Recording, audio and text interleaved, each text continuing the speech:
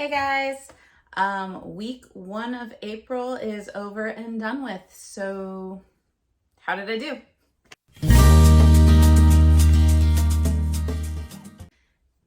Hey guys, if you are new here, welcome to the Book Path. I'm Nicole, and if this isn't your first rodeo, thanks for sticking around. I really love you guys. You guys have been great.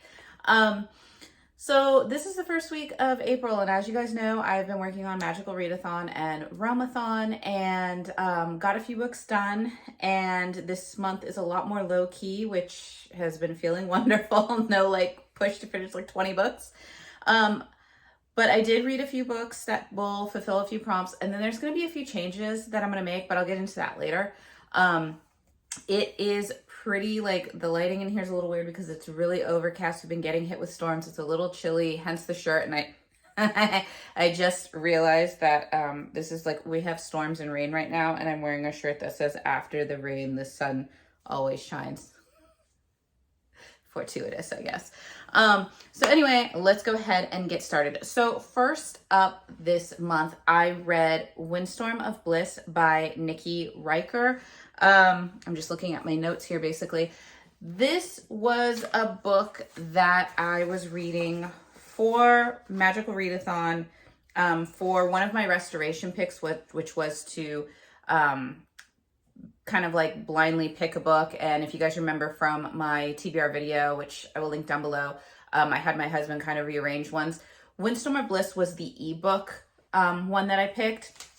And this, I ended up rating it 2 stars, and then I put it as three on the spice scale because stuff does happen, but it's not very detailed, it's not very graphic. But basically, this book was one of the books that you have a good idea, you have a good plot line, but the way that it's executed just kind of fell apart for me a little bit, and I was left asking a lot of questions, specifically why. And what I mean by that is you have this world where there are people who have elemental magic, but there's no, I don't know if they keep it secret from the rest of the world and they just kind of exist on their own because they seem to have some sort of hierarchy within them. It wasn't that well explained. It just kind of is, and you had to accept it. So I was like, okay, whatever. But in this world, you have Alma, who is about to turn 23 and come into her full powers. She has air elemental magic, and she's kind of becoming one of the most powerful, if not the most powerful elemental, person that they've kind of seen. And her grandmother before her is kind of she's the most powerful. I think it's earth or water magic. I want to say earth magic that anybody's ever seen. What makes it interesting is because she is going to have all these this higher amount of power than other people, the other kind of elemental higher families want her to be with her mate, because there's a mate system in this elemental magical world. There's so they want her to be mated, or they want her to be given her, friendship or whatever to some family, name who you're siding with, or they want her gone. And I was kind of well, why? Is it just because she's powerful and they're afraid of her? What is going on? What does a mate have to do with anything? Does the mate draw from her powers? It's never fully explained. So you have the grandmother hires these 2 brothers to kind of be her bodyguards, and one is a fire elemental and the other is a water elemental, and both are good looking. They're gonna go and stay with her until she can get a handle on her powers and find her mate. So obviously there's some friction going on with one of the brothers in particular. There's some tension going, which I thought was going to play out a little bit more, and it didn't. It was really, but it just seemed like there's this kind of enemy slip. She doesn't want the brothers there, and then it just felt like there was this big fast forward of time that they did not warn you about, and now they're kind of getting along, and you're just okay, how much time has kind of passed? Because she's not fully into her powers yet, and her powers are only supposed to be a few weeks or a few months away. So I'm it was just the coverage of time. It just felt sped up in things. there was another part where they were saying like, oh, don't let her be with a fire sign because that just spells disaster. That makes lightning. And they're like, she should be within water and earth sign. I'm like, okay, well, is there some sort of complementary system? Like, this is just the first time we're hearing about it. Why can't she be with the fire sign? Like, is it just really that bad? Or just they need to do it because there's a balance? Like, the system is not explained. And then she ends up getting kidnapped in part of it. And they put her in iron cuffs. And she's like, oh, no, I can't do my magic. And I'm like, the only time I've ever heard of iron cuffs is like when you're talking about like the Fey realm. And that I understood. But then I'm like, the guy that gets, one of the brothers gets kidnapped with her, and he's like the water, you know, I want to call them mages, but he has water powers. They put gold cuffs on him. So I'm like, well, why does she get iron? Why does he get gold? Is it because the different elements go to the different things? Like, why is this going on? How does this affect her magic? Why are you doing this? And I just couldn't understand the way the magic develops. Why is it being used? What do they even use it for? Because like as I said before, you don't really see how their families fit into the world at large. So it just felt very underdeveloped when it got to kind of the climax. You knew where things were going, and then it leaves on a cliffhanger. This is part of a series where I just felt I didn't care. Like, I didn't like the main girl. She had a lot of attitude that really wasn't like a strong girl type of attitude where she had to be brave. It was more of a just like, I don't like it, so I'm not going to deal with it. And I just didn't like that. And the relationship dynamics, they never really changed. There was never some sort of understanding between the three of them. She bonded more with one brother than the other, but it wasn't like romantic in a way. So it was just like, it left me very underwhelmed to where, even though it left on a cliffhanger, my mind could kind of see the different ways that it could be carried out. And really, I didn't care for any of those ways. It wasn't enough to make me want to finish the series. So 2 stars it was, but it did fulfill the restoration prompt for my female character as her herbologist.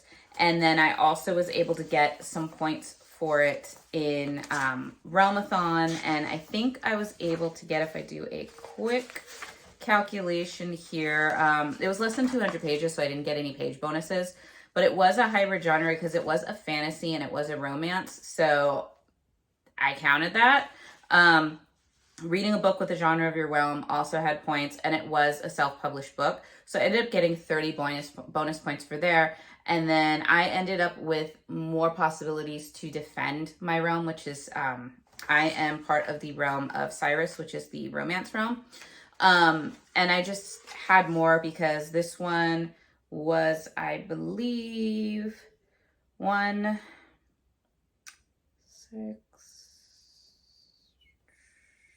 11, 17, 30. I ended up with, I think, like 47 points for Windstorm of Bliss. So I was like, I'll take it. You know, we'll go from there. So that was that. And then the second book that I ended up reading was also an ebook, and that was A Lair So Sinful by Zoe Ellis. That one I ended up rating as 4 stars. It ended up turning out a lot better as the book went on. And I give it a 5 for spice because it had very detailed, graphic, spicy scenes, and a lot of them. What you basically have is you have Amaya, and she wakes up in a cave not knowing what the heck is going on with all these other women. They're all nude at the point, and then a woman comes along and tells them that they have been chosen to be kind of like new assets to a dragon's harem. But it's not like the dragon, it's kind of like in this world there's dragon, and there's kind of like a dragon rider that has the bond, and they're kind of revered almost like gods. So it's for him. And so you realize that these brothers, there's like, I think like 5 or 6 of them, they all have their dragons. The female dragons have been killed off, therefore there's no real females to their species. They're basically immortal. They kind of ignore what's going on in the rest of the world, which apparently is war-torn at the time. And each of them has these kind of harems, I guess, with all these women, and they're all nude. like they just exist nude because you're why have clothes in the way, I guess, when that's your purpose. So it was really, I'm not gonna lie, I kind of was like, I was not expecting that. I wasn't expecting the way of it to go. And it had a lot of like, you're my property type things. And it was so thrust in your face that I was like, normally I can deal with something like that when it's like subtle the way it was and it makes sense, but it's so in your face that I was almost ready to be like, can I handle this book? Like, is this really gonna be? As it goes on and the story develops, you start to kind of, the women in the harem start to talk and you find out their reasoning for things and the way things kind of are. So you start to understand that these women being part of this society within the cave and the way that it works isn't actually bad for that world. It works in a what, like, you can't apply our society to theirs. Let's just put it that way. But it all makes sense in the world, and the love story that does develop between her and the kind of dragon rider Nairo, I think that's how you pronounce it, I'm gonna go with it, was actually kind of cute in its own way. And then it just kind of built up. And what you end up finding is that when she's in the throes of passion with Nairo, she starts to recall the memories of why she's there. And you find out why she's there is to kill a dragon. And so she kind of starts to get at odds with, does she still want to kill the dragon? Because she's feeling what she felt from the past, and it's so raw and so real that that's all she can be affected by. But at the same time, this new life that she's grown accustomed to, because she didn't have those memories, she's at odds. So that dynamic was really good. And then the way it left off, I really liked it. And there's going to be more of the series to go on that deals with the other brothers, because there may be hope for their lineage. You know, I don't want to give away too many spoilers, but there may be hope. And so, like I said, I'm like, the first bits of it kind of threw me, but then when I got into the story, it was really good. And like I said, it was very spicy, but I really liked it. So I ended up finishing that one. And for that one, that was for my male character for his Beastmaster prompt of Elemental Studies, which was to read a book. I'm almost wondering if I got these confused. Either way, both of them fit, but this one was to read a book with flowers on the cover. I think Windstorm of Bliss had the, yeah, I got these switched up. Windstorm of Bliss is my Elemental Studies for my Beastmaster, and the Lerso Sinvul was the ebook prompt that I picked. I'm sorry, I did not pay attention to my previous videos. Please don't get mad at me for that. I make mistakes, it's okay. But yeah, so basically they fulfilled prompts that they needed to. And then with this one, I also ended up defending my realm because it just worked out more. I think for this one, I got a 10-point bonus for the page count. Once again, this was a fantasy romance, so and it was self-published, so I ended up getting the 30 bonus points there. And then I ended up getting, because it was an ebook, it also had Regroup and Rejuvenate, which was a book with mental health rep, because she did have short-term amnesia, I think it would be called. So dealing with that and dealing also with grieving and loss in some respects. So that was another 4 points. It was a new to me author, so 5 points there. And then I was able to spell my name on it again. So I ended up getting, I think that's 11, 15, 16. I think I got like 46, maybe 56 points from this one. So, I mean, not a bad, mix for 2 books to be able to read right off the bat. So after that, I ended up picking up my other restoration pick. I know this is the restoration pick, which was the actual physical books that I had my husband rearrange. And the one that I picked was the Atlas 6. This one, I really didn't know what to think with this one, because for whatever reason, I had it in my mind that this was like sci-fi, and it's really not. I don't know where I got that from, but this was really kind of like, it's been established more as a fantasy mystery. And I ended up giving this one 4 stars. For me, it's a high 4 stars. I really almost thought this might have managed a 5 stars, but then at the same time, there were a few things that I wasn't really caring for. So maybe it is the 4 star, but I would say a high 4 star. basically what you have is you have the regular world, and there are people with magical abilities, and I think they're called Medians. I'm not sure, but that's what I'm going with because that's how it sounded to me. And the Medians have the like all kinds and almost any kind of magical power you can have, psychics, telekinesis, fire, element, anything, right? And there's magical colleges and things, and they kind of keep it under wraps, and they kind of help to guide and shape the world the way it is. And what you have is the Library of Alexandria didn't really disappear. It was all kind of this conspiracy to keep the collection private. And now you have the Alexandrian Society. And what they do is every 10 years, they choose 6 of the most highest like people, like the best Medians, you know, I think they're all around like their 20s. They choose 6 of them to come to the Alexandrian Society for 1 year. 5 of them get chosen from that to extend to another second year of study. And it sounds really good. There's 6 people that they choose, and this is a multi-POV story. So you're getting to know each of the characters, why they're kind of choosing to accept this offer, and kind of their path. Like the plot goes on through each of their points of view. I will say, to be honest, I really didn't care for any of the characters. I don't know if you're meant to. It was kind of one of those all of us villains things where there's not, like, some of them were just more like kind of annoying than others. Other ones just were mean. Like, I just really didn't care for them. If I had to pick, I would say I'm a fan of Nico and Tristan, just because of like for Nico, it's his reason of wanting to be at the Alexandrian Society. And for Tristan, it's kind of like the psychological issues and his self kind of doubt issues. And I felt like there was a little bit more character depth and learning with him. So they were probably my 2 if I had to pick favorites, but realistically, I didn't really care for them, which is probably why the book ended up a 4 instead of a 5. But what you find out is there's twists and turns, and not all is what it seems. There's also a rival agency called the Forum, which kind of believes that all of the magical knowledge should be shared with the world. And so you have that dilemma of, do you keep it secret or do you share it?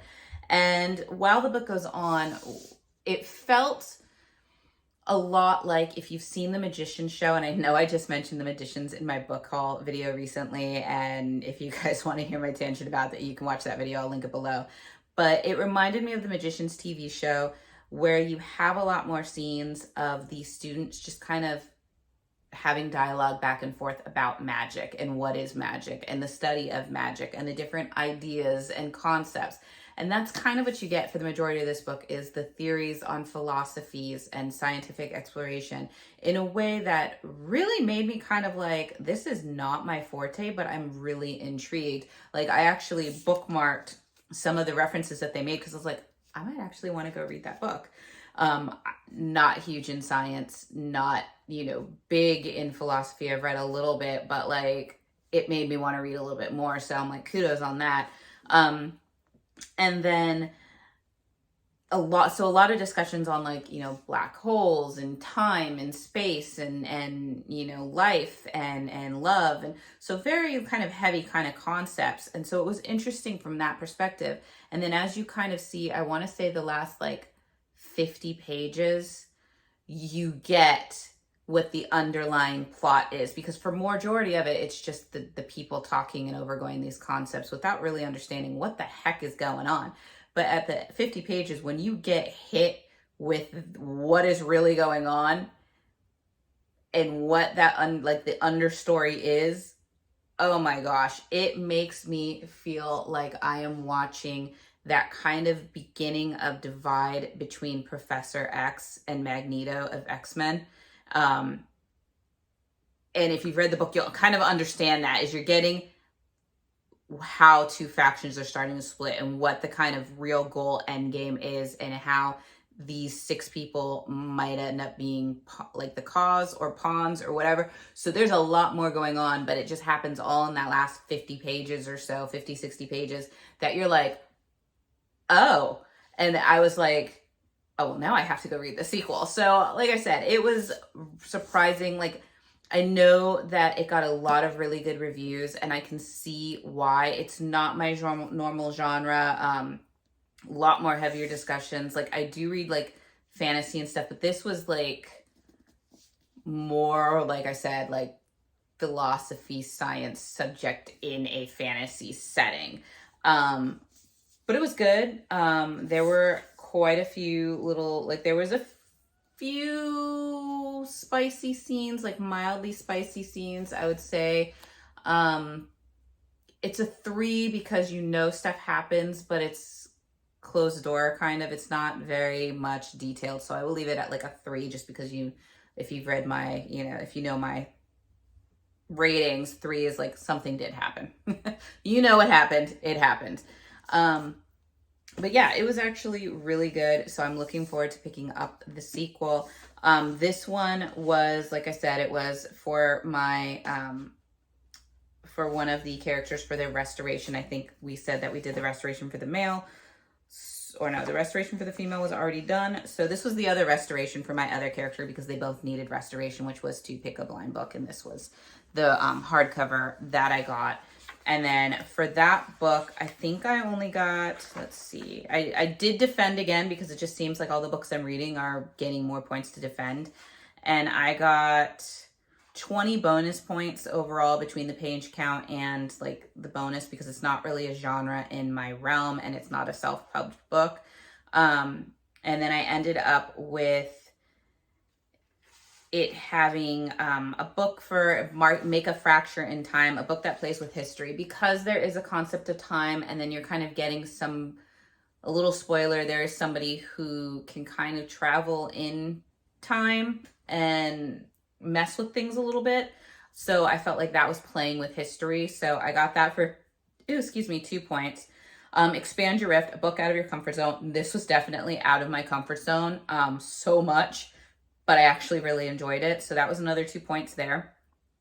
Distract the Other Realm, a book with multi-POVs. You're getting the points of view on like 6 or 7 characters in this book. So definitely multi-POV. First Contact, new to you author. This was my first Olivia, is it Olivier Blake or Olivia Blake? I'm not sure how to pronounce the name. I think a lot of people said Olivia Blake, but I'm going to go with that. Sorry if I mispronounced it. Please correct me down below if I did. But it was my first book from her. So that was 5 points there. And then To Send a Message to an Ally, which was to spell your name on the book, because I can spell Nicole pretty easily on the first page with all the lettering. So that ended up being 6, 5, 11, 12, 13, 14, 15, 16, 17. So I ended up with about 37 points from this book. So I still have more points to get, more books to read, but I am going, excuse me, I'm like allergy season. It's a mess. But what I'm going to do is I'm going to switch around a few things, because on my list for my male character, for my Beastmaster, I am supposed to read a book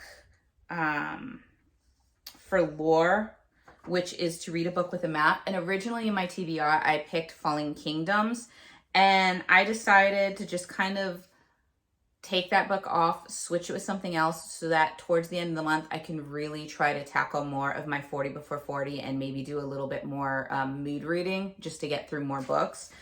So I switched it out for Radiant Sin, and Radiant Sin was currently on my list for a different class, which was the Animal Studies, where you flip a coin and you take place, and then you get like heads is nonfiction, tails is fiction. I ended up getting fiction and put Radiant Sin on for that. So I'm going to switch it up. I'm going to end up using this for my lore class instead. You can see my bookmark. I've already started it. So that's going to be my lore class. And then for the animal studies class, I'm going to use, in my T.B.R, I've been wanting to end up reading, oh gosh, what is it? I think it's A Vision of Crimson or A Vision in Crimson by Catherine Troy. The author gave me an ebook copy of that book after I reviewed The Shadow of Theron for her, because I really loved her writing style, and she was like, check this out too. And it's supposed to be kind of like a more gothic-y vampire romance book, but that is a fiction book that I just wanted to read for extra points or whatever. It didn't really fulfill a prompt, but now it's going to fulfill a prompt because it is a work of fiction. So it's going to be my animal studies class or course. And then that way I don't really have to go and pull another book. I still have all my prompts covered. If anything, I just dropped a book from the list. So reality is I only have about 4 more books to finish for Magical Readathon. And then the goal is to go back to Chain of Iron, because that is one of those monthly Magical Readathons that I didn't get to before that I want to try to get to before next month's. So I'm going to try to do that. And then I'm probably, like I said, I'm going to start tackling the 40 before 40 list, which I'll link down the video for that. And go from there. I know that for Realmathon, there's supposed to be peace talks. I think it's the 14th through the 16th.